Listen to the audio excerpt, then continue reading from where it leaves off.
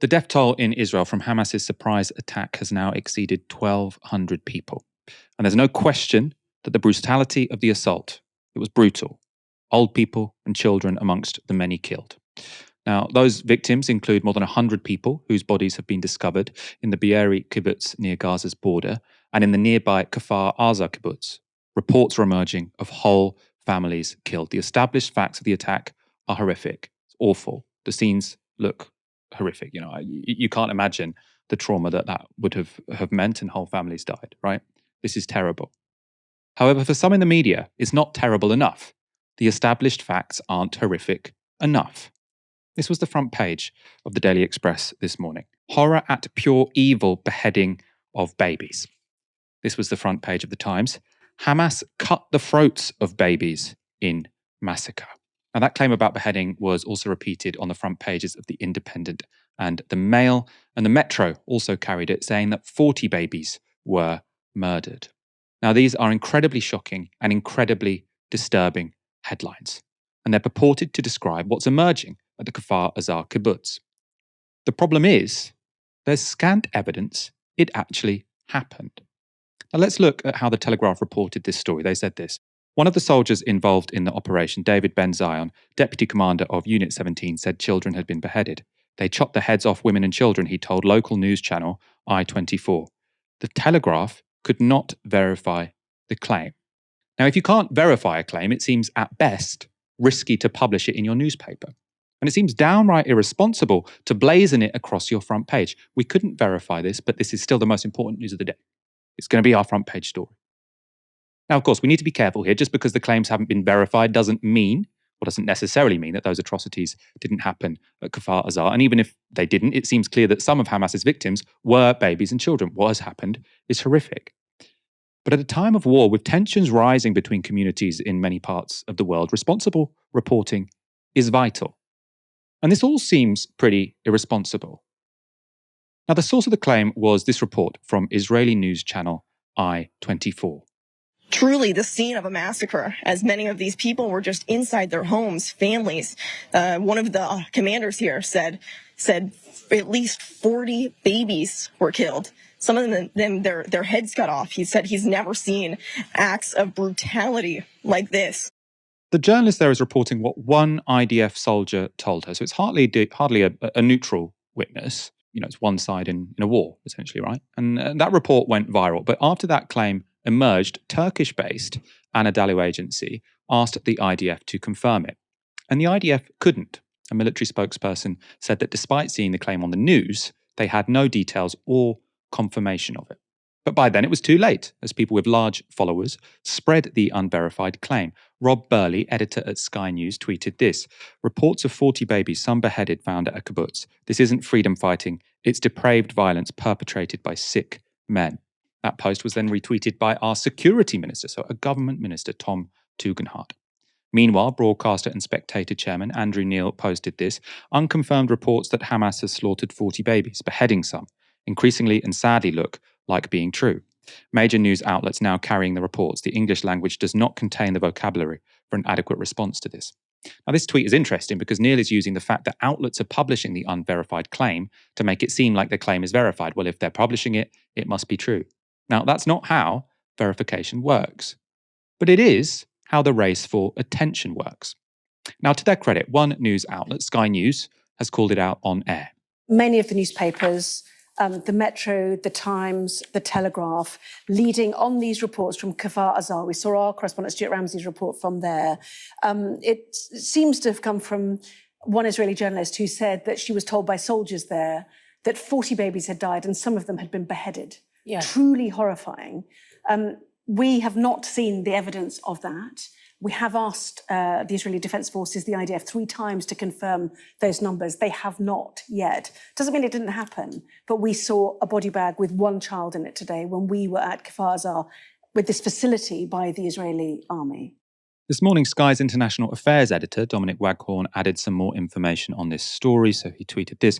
The story about babies being beheaded at Kfar Aza is based on one live report by one Israeli reporter and has not been corroborated by officials. But it has been reported as fact around the world by experienced journalists who should know better. Waghorn followed that up by saying the IDF have also told Sky News that they cannot confirm that 40 babies were beheaded. And this afternoon, Business Insider broke another development on this story. They asked an IDF spokesperson whether they would investigate the claims. Major Nir Dinar told them this: "We're not going to investigate the condition of bodies, and even if we did, we won't comment publicly about the condition of our civilians' bodies. And babies, the war crimes that Hamas committed are obvious to the world and are seen in the world. And I don't need to provide any proof of that, and I'm not going to. It's disrespectful for the dead. Let your readers know that a soldier who handled the bodies, that was his claim. I don't have any evidence, and I'm not looking for one." Now, that seems odd to me, to not look for evidence, because, the Israelis are trying to drum up support for their action against the people of Gaza, against Hamas. I'll say about against Hamas, but clearly, it's also affecting lots of people in Gaza who aren't part of Hamas, right? The Israelis are looking for support for their, the invasion they seem to be planning and the bombing they're currently doing, the siege they're currently enforcing. So I think if they thought this was true, they would actually have quite a lot of interest in verifying it. The fact that the spokesperson is saying, "Oh, we have no interest in verifying it," that suggests to me that they don't think this story is true, but they're happy for it to circulate. They don't really have any interest in saying it's not true, but they're also not going to say it is true. And so what has happened? We've had a statement from one live reporter who is quoting one soldier who it seems as if no one else has spoken to, right? And now that has led loads and loads of newspapers across the world. And as I say, we're in a very tense situation right now. That's not good. Sky's Rob Burley has kind of rolled back on his original tweet. So he has tweeted this: "We now know that reports of babies, children killed at Kfar Aza are confirmed. Methods of murder remain unclear. So they may have beheaded babies or may have shot babies. If you're focusing on that distinction and bizarre point scoring around it, ask yourself why." Now, I have a problem with that tweet because this isn't about point scoring, right? No one is saying, "Oh, they didn't behead the baby, so it's completely fine," right? Obviously, killing kids is wrong, whoever does it, wherever you do it. But given there is a far-right government in Israel looking for any excuse to commit war crimes against 2 million people in Gaza, right? Accurate reporting is pretty important. And this isn't the only situation where the mainstream media have got ahead of the facts. Take a look at this correction from the LA Times. Now, if I direct your attention to the right-hand side, it says this: "An earlier version of this column mentioned rape in the attacks, but such reports have not been substantiated." Now, corrections like that, of course, haven't prevented the idea of Hamas as mass rapists from becoming received wisdom on Twitter. And again, none of this is to excuse what Hamas have done, and they have very clearly carried out war crimes and atrocities. But when the media are reporting on things such as this, when they publish horrific and highly emotive stories without checking the facts, the consequences can be severe. Now, the most famous example of this also concerns the murder of babies, or the purported murder of babies, only this time in Iraq. Now, following Iraq's invasion of Kuwait in 1990, a young Kuwaiti woman, identified only by her first name, Naira, testified to the US Congress. She told them that Iraqi soldiers had stormed a Kuwaiti hospital, torn babies out of incubators, and left them to die on the floor. That testimony was broadcast across America, intensifying the appetite for an intervention. President George H. Bush even repeated it in speeches. America went to war, but after that war was over, the claim turned out to have been completely fabricated. The young woman was later revealed to be the daughter of Kuwait's ambassador to the US at the time. The reason we are telling you this, about this very irresponsible reporting, is not to say all of the atrocities which are said to have been committed by Hamas are made up, right? We're absolutely not saying don't believe anything you read because it might all be lies. It seems as if, there are lots of responsible reporters who are reporting on what has happened and atrocities have been carried out.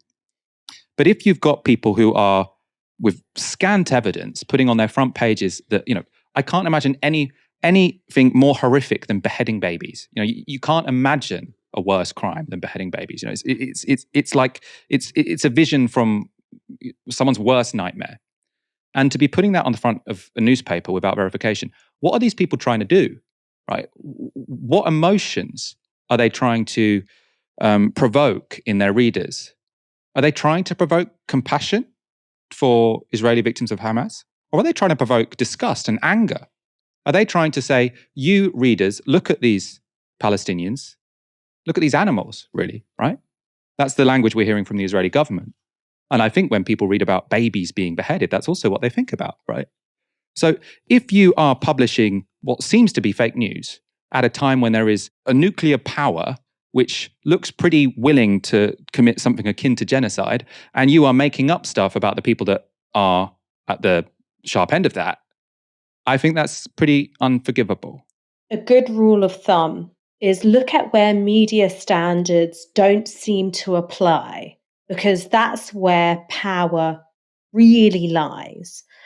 The likes of Rob Burley, if I were to have said the IDF has beheaded children in Gaza or the West Bank, oh no, wait, it actually turns out that these children were killed in a bombing or killed with gunfire, they wouldn't accept that this distinction is just bizarre, pointless point scoring, that all that matters is that there are dead children.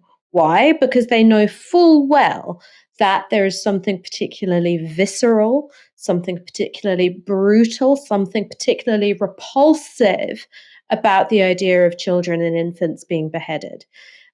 So if you wouldn't accept that you would waive the standard of media accuracy when it comes to describing the actions of the IDF or Israelis, why is it suddenly acceptable to waive that standard of accuracy when it comes to talking about Hamas? Well, it's because at the moment there is a massive consent manufacturing exercise to get people to go along with what are obvious war crimes being committed by the IDF in retaliatory violence for the atrocities carried out by Hamas. That's what's going on.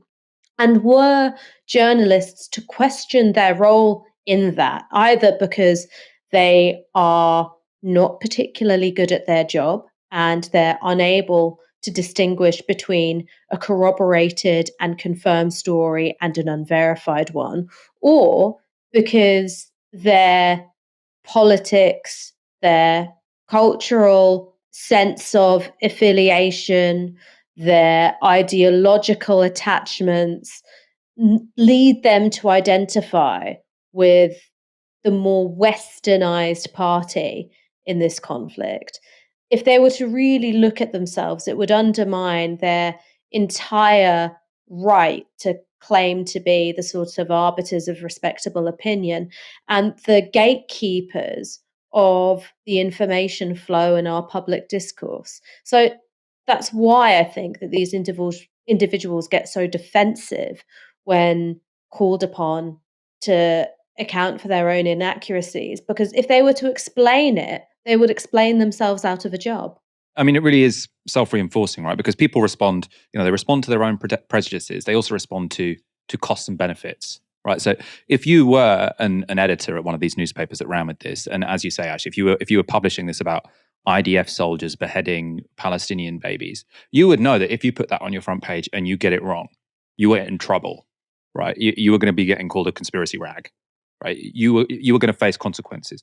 If you say that about the Palestinians, you aren't going to face consequences. And then obviously, the Times, they get some information that, the Metro are running with it, so we need to run with it. So you get this whole system whereby you almost have this sort of interlocking interest where the media are like, well, if I can get away with it, you can get away with it. And let's none of us call it out because then we'll all have to apologize. It snowballs. And I think it's really, really dangerous, especially in a moment like this, as I keep saying, when we have a nuclear armed power talking essentially about committing genocide, right? To just be making up stuff on your front pages, or not reporting stuff which you cannot corroborate on your front pages. I'm not saying any of these people made it up.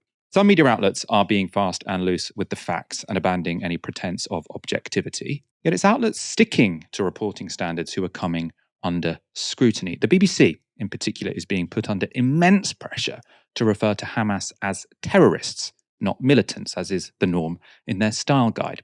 The Prime Minister, Rishi Sunak, has blasted the BBC for not calling Hamas terrorists, and the Culture Secretary, Lucy Fraser, has backed him up too. Former employers of the Beeb have also weighed in. John Seppel was the BBC's North America editor before leaving to host the Newsagents podcast. He wrote this: "Dear friends and former colleagues at BBC News, if this doesn't describe an act of pure terror by terrorists, what does? The guidelines that I followed for years are no longer fit for purpose and sadly have the effect of sanitizing." Now, interestingly, when he's making this attack at his former colleagues, he is sharing the unsubstantiated claim that Andrew Neil has tweeted about the beheaded babies. right? So John Sopel is saying, your journalistic standards aren't good enough, while he is retweeting to his massive following an unverified claim. So make of that what you will. A current BBC journalist, though, someone who still works for the corporation, has given a thoughtful and I think brave riposte. John Simpson wrote this on Twitter. British politicians know perfectly well why the BBC avoids the word terrorist, and over the years, plenty of them have privately agreed with it. Calling someone a terrorist means you're taking sides and ceasing to treat the situation with due impartiality.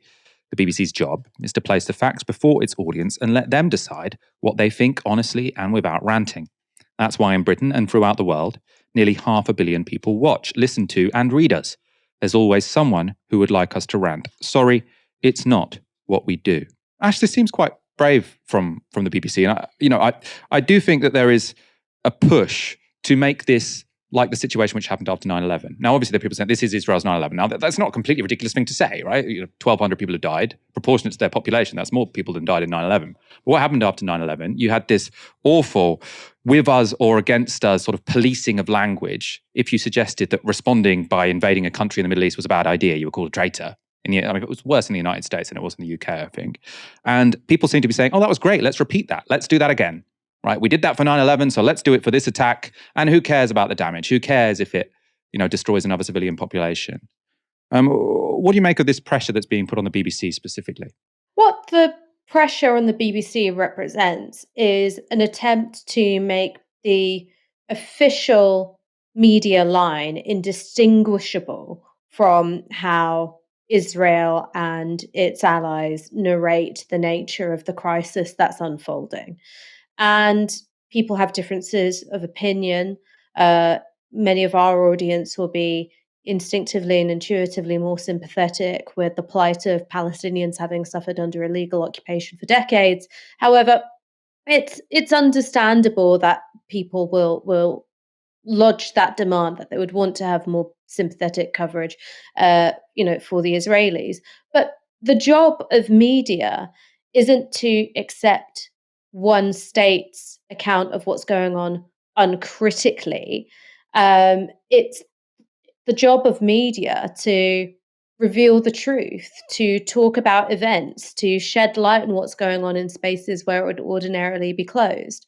And if you decide to say, okay, well, we will call Hamas terrorists because it's true they're designated a terrorist organization in the UK, but we're going to call Hamas terrorists. What you're doing is you're very much taking the side of Israel in an armed conflict. Palestine doesn't have an army. Palestine doesn't have missiles and tanks which are provided by Western arms companies, right? Palestine doesn't have these things.